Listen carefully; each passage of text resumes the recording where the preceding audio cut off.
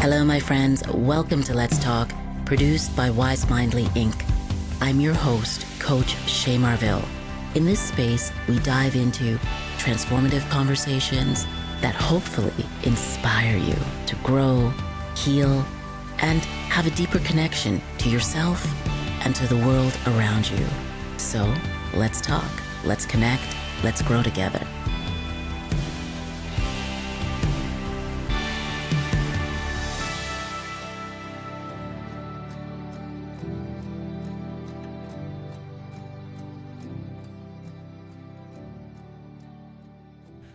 My friends, welcome to Let's Talk. Today, today I have a beautiful guest, a friend, a partner in wellness, Max Safaryan.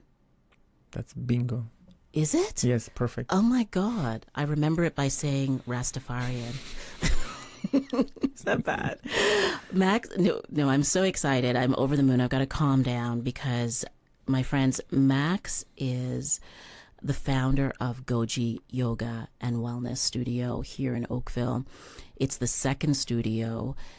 It's a sanctuary. It is a wellness center and hub that is about meditation, about yoga, movement, healing. But the really big thing that Max is focused on is belonging and creating a space where you feel safe and you can heal. And so it is my privilege to introduce Max to this audience and, to share today some of the new things that we're going to be doing together. Hello. Hi, Shay. Thanks for the introduction. That was very special. Well, Thank you. You're more than welcome, and it's only a taste of who you are because you have done some tremendous things in your career. And I'd love for you to share a little bit about, your origin story, because it's kind of surprising, this trajectory that you've gone on from Armenia to Canada to being an SVP to now launching your own wellness business and really kind of bringing a bit of revolution to wellness in Oakville. Yeah. You know, that reminds me that I read somewhere that when they said, you may have heard, when they said, tell me about yourself without saying where you work, yes, what you do, what kind of business you are, basically just to tell you, say like who you are as a human being. Yes. Yeah. No, I'm not going there because I just thought about that when you're not going to do that. But No. But tell us a little bit about how you've evolved, because it's a bit surprising. You wear multiple hats, which is one of the things that we resonate on. Mm-hmm. But you have really, over the last, I think, 24 months, really focused on wellness as you've gone through your own, transformation and personal, growth. Yes. Going from corporate to, launching a new business, and you have multiple businesses, but you didn't have a wellness business 5 years ago, right? Not at all. No, I was very, pretty far from having a wellness business. No, I was in a corporate world for a couple of decades almost in finance. So it was very technical and Yes. as far from wellness as possible.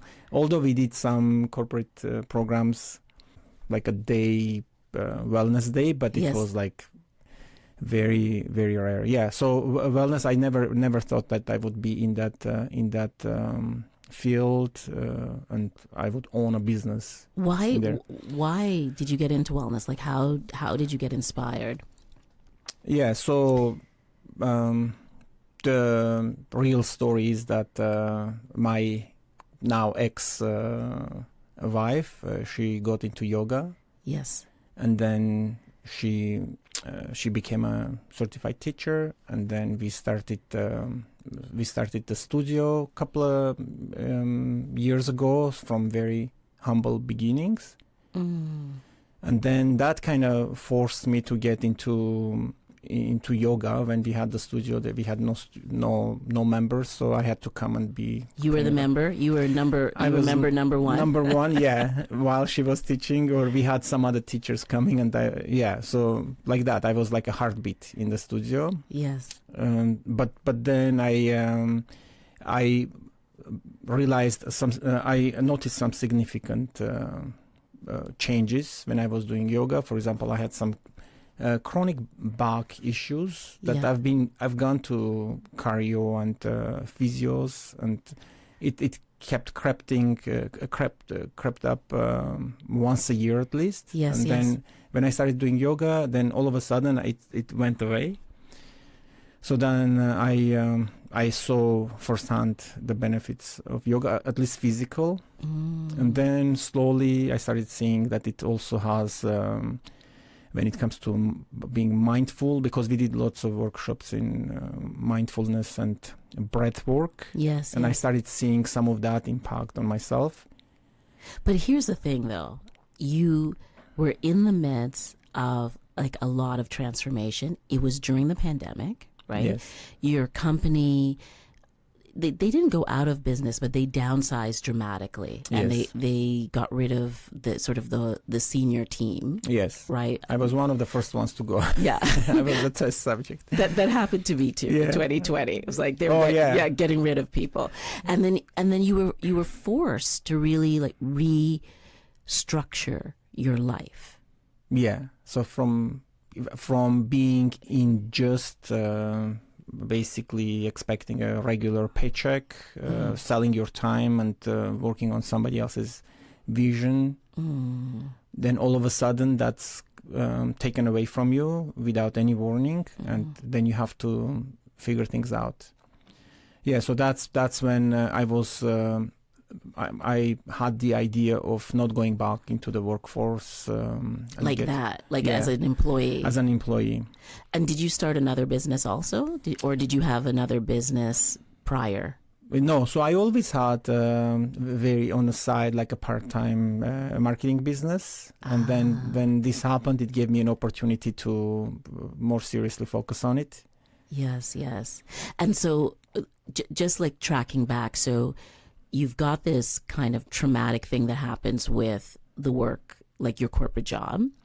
Then you and your partner at that time, she was going through yoga training and sort of deciding that she was evolving her life as well. Yes. And so you build one studio, then you build a second studio, and during that process, you are really kind of going through your own wellness evolution. Yes. So it was, it coincided with the time that I was going through some personal things, and then the studio became my sanctuary. Really, it became the space that I would come, and not just. I'm not talking about physical space, although it's as physical space, it's very grounding and good energy. It's beautiful and it smells so good. Thank you. What I got from teachers and from our members, from human energy. What do you mean? Like, what did you get? Yeah, I did not think it. So support and encouragement came from very unexpected places, and you're an example. For example, that. And Jim. Yes. An example that... Jim's our producer at Let's Talk. So that's an example. We didn't know each other. No. We met very... Jim introduced us, but we met very casually, by chance. And totally. And then synergized. Like, we were just in sync about so many things. But I think I guess the thing about Goji is that it's a community. You started to build a community without intentionally building a community. That's right. Yeah, I'm actually very humbled to see that. Like, I did not. I thought it's a yoga studio coming from finance, from a technical as a business focused background. Yes. You know, you focus on gross margin, you focus on acquisition, cost of acquisition, and those kind of technical sides of the business. But then I was blown away that it's a community. We have, let's say, someone would come and say, "Oh, I just met someone that we knew each other 20 years ago. Now we started talking again, and we met at Goji Yoga." Yes. So things like that it became like a community. People come out, let's say, talking, going for a coffee. Yes. And their connection point was, their common denominator was coming and sharing something, the love of yoga, movement, mindfulness. Yes. I think the space is very gentle, and it makes you feel immediately like you immediately calm down. You immediately feel this sensation of, I feel held here, or I feel like I'm in a cocoon. You know what I mean? Sometimes I go there, it's not to teach or practice, just to hang out and talk to people, and or not talk. It's a beautiful space. I think it's a unique space in Oakville. I don't mean, like, I know it's coming across salesy, but I'm not trying to sell the studio, although we do have something to share. Yes. I think it's really special because of the care that you've taken in designing it. Like, how did you know to create such a space if you didn't come from wellness? Yeah, while talking, I've been thinking, and I wish I could take credit for those things. It's an example of when universe just comes all together. For example, the concept is just came, and when we did some ideation, and then all of a sudden, okay, well, I love it. I think this is it. Without so the idea was not following anyone, just going with what feels right with the gut. Let's say the aesthetics, the look and feel, the color palette. Well, you're saying that that wasn't your idea? No, it was the idea, but I had no idea that it would be that it would have that kind of impact. Oh, because I was going to say, like, so many of the choices were made by you. Yes. No, it was. It's just it was. I did not know. It just came together, but I had no idea that it would be that. Like, it would be so cohesive and so work together so well. Really?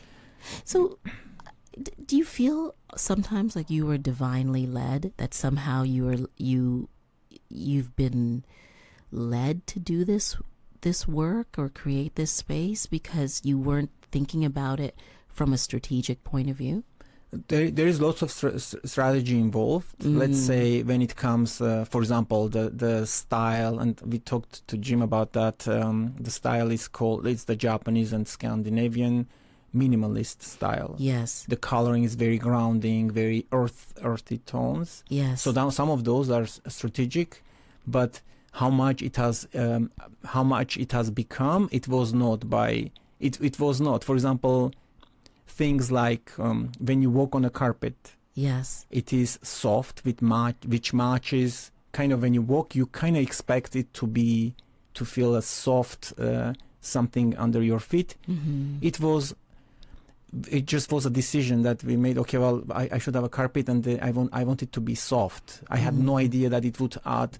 I think it's one of the most complimented things when they walk on that carpet. It's one of the most mentioned things by our members. Yeah, it does feel like buoyant. It feels soft and gentle, and it's very calming. It's just a very calming space. I wonder, though,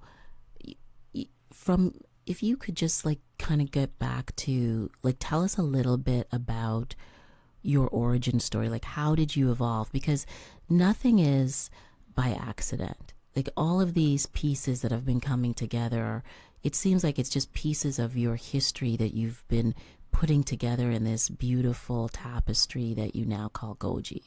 Yeah. For example, when I was, and again, I'm going back to my career because it was almost 2 decades, so big chunk of my life. Yes. I was in finance and operations, so very technical things.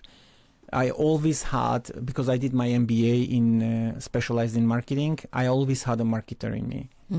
I always liked the idea of creating things, talking to people in a way that they see that, let's say, you can bring the values and you can bring what the brands or products stand for, and you can talk with people in basically you can make those come out. Right. So I always loved that idea. So when I had an opportunity to have my own business, though, that's when I kind of burst my marketer and that side, the creative side, came out, because I've always been creative. I always I love design. I love branding and creating things. I'm also a photographer, so I love the visual arts. Do you see, my friends? Are you hearing this? Like, there are these layers to this man that he does not share immediately. Tell us about being a photographer. It was I did so I love photography. Yes. Since I was a child. When I was back home in Armenia, we had these the film cameras, which I loved, and I loved actually developing films and seeing the actual outcome, the images, coming physically in front of you. Actually, I want to go back. Right now with digital, it has made. Oh, you mean you like the process, and seeing it and seeing it become, and then how it becomes the actual image. I have. Yeah. Well, my husband is a photographer, actually. Oh, perfect. Yeah. Really, I didn't know that. Yeah. Sometimes he forgets. Oh. Considering he makes me take all the pictures. Anyways, but he's a much better photographer, and he is a trained photographer. So he's a professional. Yeah, he's a professional. I didn't know that. Yes. Yeah, so I did. So since I was back in Armenia, I loved photography, and then when I came here again, I got into finance, into operations, but then I always did photography on the side. At some point, I did some weddings, some of the periods, which was very stressful. Yes. Yeah, but I love photography. I still do it, and anything for our, let's say, for our studio, or when I have marketing clients, I do the photography, videography. I love that part. So did you grow up in Armenia? Yes, I grew up there, but most of my life I left when I was fairly young. Teenager. Yeah. Yes. A bit, teenager. A bit older than teenager. Yeah, and then did you come to Canada? Is that right? Yeah, so I came to the US shortly for a short period. Then I came to Canada. Then I moved to the US, to California for 3 years or so. Really? Yeah. Then came back. I had to make a decision which country to stay in, and so I chose Canada. And so you start to build your life here. Yes. How fascinating. Yeah, several times from scratch. So when I came, I had to start from scratch. So about 5 times I had to start from zero. 5 times? Yeah. And what does scratch mean to you? Scratch means when you come with nothing. Yeah. You just a couple of bags of belongings. Max, how do you do that? How do you start with a couple bags? It's just survivor instinct, I guess. That's like it's what's in your mind. Like you're imagining something more. Yeah, you come and you do what you have to do. It's very simple, actually. You do. Human beings, I think it's in our DNA. Yes, I would agree with you. You would be surpred what you would do. No, I will not. I think you're underestimating yourself. You would. No, but I wonder though if that. No, I meant that I wouldn't be surprised. I would do almost anything, right? You know, when you want to survive, if you want to live, especially. You know, if it comes to your kids, right? Oh, absolutely. Right? Or your family. But I wonder if that mindset of starting from scratch multiple times, are you activating that mindset now in terms of building out the wellness center? Very timely question. I'm not going to tell you the truth for sure. I love that you're not going to tell me the truth. That's good. That's good. I like that. Yeah. So the short answer is definitely yes. So right now it is activated at its maximum. So right now, as well, you know, being a small business and in a type of business that's very overhead heavy. Yes. It is activated and saturated. You know, in terms of the marketplace, in terms of yoga and mindfulness, there's lots of people doing it. And you know, my pet peeve is that I think there's a lot of pretending. And during the pandemic, so many things went online and became virtual. The value of being in person, we're still trying to get back to in-person experiences. There's nothing like being in person. You can't beat it. I think in some ways it's been elevated now because we do so many things virtually. But it's tough sometimes getting people through the door. Yes, it is, because people have, I guess, COVID taught or showed was a proof of concept that you could do lots of things at home, such as working from home or exercising, like what is called a Peloton. Yes. I think they had record sales. Yes. During that time. Yes, that's right. But it's an example of, I think one example would be you can pull up a video of Paris or Rome and watch that and say, well, I've seen Rome or Paris, or you can travel and experience it there. I think there is a big difference. Massive. Yeah, same with exercising. If you treat yoga as, well, if you're very self-regulated and very organized and have strong willpower, yes, then, and you can set up a nice corner in your home and make sure that it's quiet and put a nice yoga class and do it. Yeah, you could do it, and you could probably get to that theta level through your meditation in your brainwaves. But when you come to the studio, when you have the energy of people around you, and when you have a very experienced someone guiding you through the practice, and lots of cases it is actually customized and very tailored to your needs. If you're new or if you're experienced, you're provided hands-on guidance and modifications. And it's all of that is happening in a place that is candlelit, that is heated with far infrared panels, that when you close the door, you virtually are on a different planet. I think it's hard to compete. You could do both, but I think here it's just an experience that you cannot. It's very hard to recreate at home. Yes, it's very hard to recreate, but there's something also that happens. It's miraculous that happens between human beings when we are in one place together, breathing together. Something else emerges about like who you are in that moment and who everyone else is, and there's a kind of healing that isn't the same as when you are doing or having a virtual experience. And I think a lot of people are exhausted by virtual experiences, but we also love the convenience of being at home, and not everyone has this big capacity to go to so many places. So you really have to feel like, to your earlier point, like you're part of a community or you're part of something, and this is meaningful to you. And I think that's one of the things that you're doing and the team's doing at Goji, is saying it's not just about coming to a class. It's not just about exercise. It's really about being in relationship with us, with each other, with yourself, and wellness being something that we practice as a community. We as bioenergetic beings, we are a source of energy. When we are together, of course, those energies, they interact together.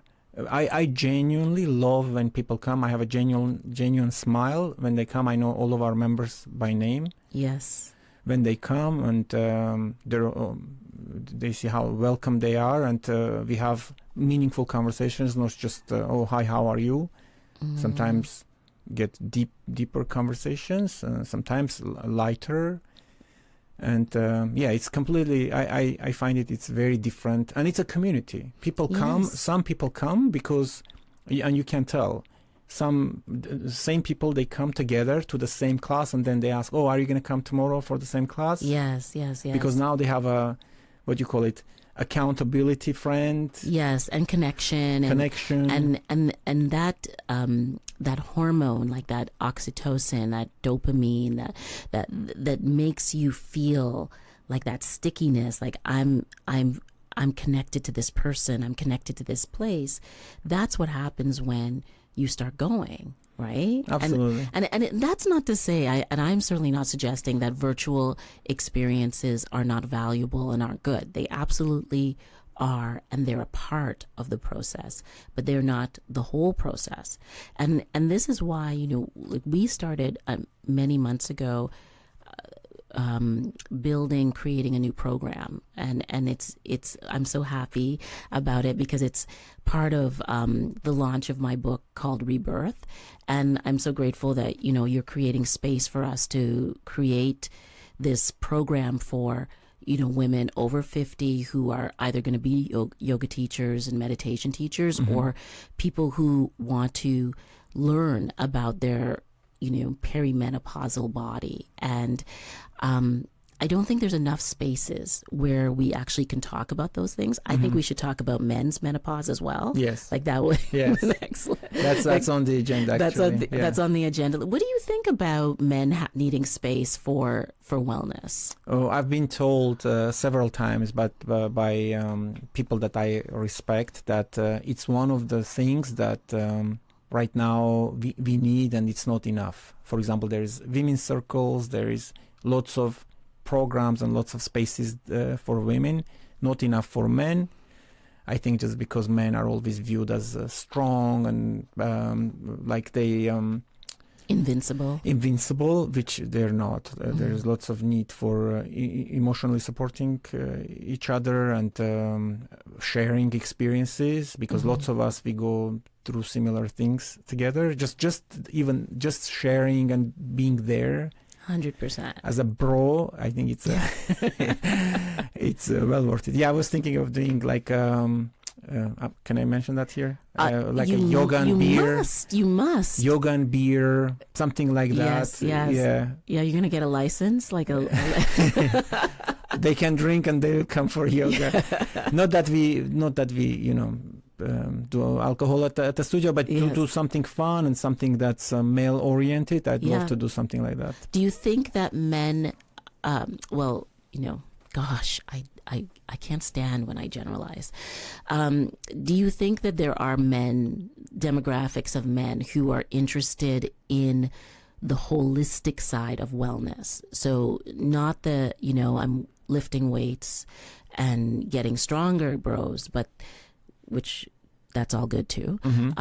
But the brothers who are interested in their mind, in the connection between their mind and their body, they're interested in relationships, they're interested in their own healing. Yeah, so I think it's definitely, for example, if you look at us, not a statistically significant sample, but 95% are females and 5% males, and some of the classes are just females in our studio. However, there is more males than there were before, just because the message of mindfulness and even yoga being a physical exercise. Many men view yoga as not challenging enough. Yeah, they're doing the wrong kind. But they're doing the wrong kind, and it can kick your butt if you do it right. Yeah. So if you come and do, let's say, a hot vinyasa, or we have let's say hard strength class. Yes, resistance. You've got a couple of teachers who are really focused on resistance in their process as well. Yes, that will definitely challenge you and make you sweat, and that's a different type of exercise, and it's not a substitution when you go to the gym. So going to the gym and doing yoga, very two different things. With yoga, you come for flexibility, strength as well, but for flexibility, because some of the muscles, when you go to the gym, you don't use many of your muscles that you use in yoga. And also plus the mindfulness and spirituality. What do you consider spirituality? What does it mean to you? Yeah, spirituality, non-religious, viewing yourself as a soul, and viewing as others as a soul, and understanding. Someone the other day, we had a nice workshop, and he mentioned that we're not bodies with souls. We're souls with bodies. Yeah, and I loved it, and which is true. We are souls, and that's what I view as spirituality, that we are souls, and how do you nourish it? How do you look inwards? Yes. Those things are not taught anywhere, really. No. So I know you've got a lot of things going on today. What do you want for the studio? Like, what do you care about? Like, is there your top priority for Goji and the message that you're trying to get out there about wellness? I view Goji as a sanctuary. I truly do. Yes. Because it is a sanctuary. It is a safe space. When you can come and be yourself. It's a grounding, good energy, and also including the type of members and teachers that we have. So I want that sanctuary to grow. So it's a sanctuary for your body, for your mind, and for your soul. So I want it to grow. I want more people to know about it, and more people to be able to come and heal. Yes. To become more flexible, to become more healthy, to become to have a better relationship with themselves and with others, and to have a full cup. So that's what I want for the studio to become something meaningful in our little community that we have. I think it's already becoming that, and I am continually grateful for your courage to do it, the courage to build something new in the midst of your own transformation, and all that you're doing and giving to the communities that are around in Oakville and Burlington and then the wider GTA. So I'm so excited. I'm so excited for us, for the end of 2025 and for building into 2026. Thanks, Jane. I appreciate all the love and support from you. I'm very, very moved. Oh. And I am also looking forward to us working and growing together. Oh, we're going to do so much with Rebirth. Awesome. My friends, thank you for joining me on Let's Talk today. This is a little taste into Goji and getting to know Max. We're going to have him on the podcast more. We'll have some of his teachers come on and talk about the work that they're doing and trying to do. And we're going to hopefully get questions from you about our wellness and how to grow and get stronger, both in mind, body, and, dare I say it, in community. So much love for you all. Be well. Until next time. My friends, thank you for joining me on Let's Talk, produced by Wise Mindly Inc. I hope today's conversation inspired you to take action, reflect, or embrace on a new way of thinking, on a new path. And if you enjoyed today's episode, and hopefully you did, don't forget to subscribe, share, and even leave a review. Reviews matter. They allow us to do way more than we're doing now. Let's continue the journey of growth and well-being together. Until next time, I'm Coach Che Marville. Stay connected, stay curious, and let's keep talking.